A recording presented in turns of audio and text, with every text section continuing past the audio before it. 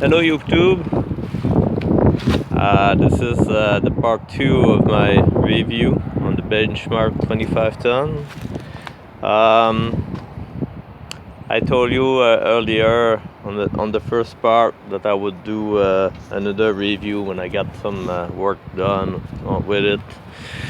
So in about 2 hours, that's the part that I did, and I was by myself doing it, and quite frankly, I'm pretty pleased with this unit. The points that I would like maybe to improve on is the size of this table here. That it could have been bigger a bit, and also they should have had a plate to protect the pumps and the filters here.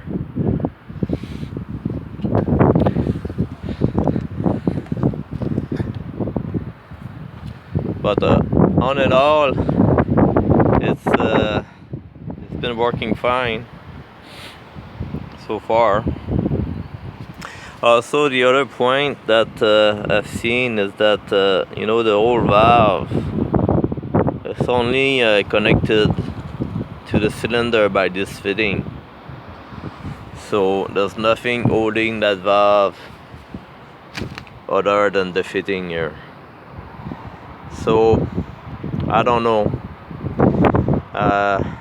if it was if I had built it, I would have done a bracket to hold the valve and then just make a flexible fitting, flexible hose to go inside the cylinder, from the valve to the cylinder.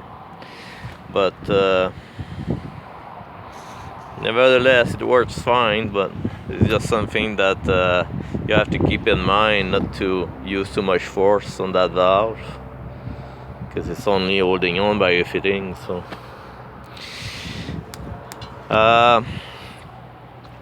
those holes there, this seems to work pretty good at removing the debris. Sometimes, however, it's you have something that gets stuck in there, but for the most part, it works fine. I tried it on the road up to 50 kilometers an hour. They claim it can go up to 75, but you have to keep in mind that this thing's got no suspension, and the axle is welded straight to your oil tank. So if you go on rough terrain or something, I don't know, I would have liked this axle not to be welded on the reservoir, but that's how they built it. So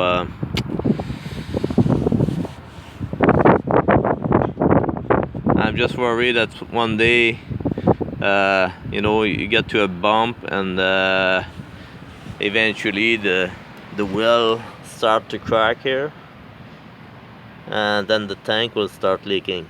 But we'll see. It seems to be a pretty thick piece of metal anyway, so I don't think that's gonna happen. But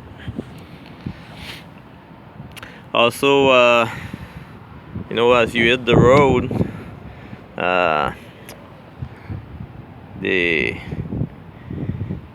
those things are not exempt from being registered anywhere in the world. So here in my place, we're supposed to register those things, and it's not street legal, so there's no lights, then there's no fender, but then yet you're supposed to register it where I live. So that's a bit of a contradiction to me, that there's no light or no fenders on it.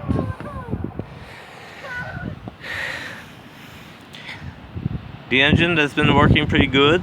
Only one tank, only got one tank of fuel burn on it.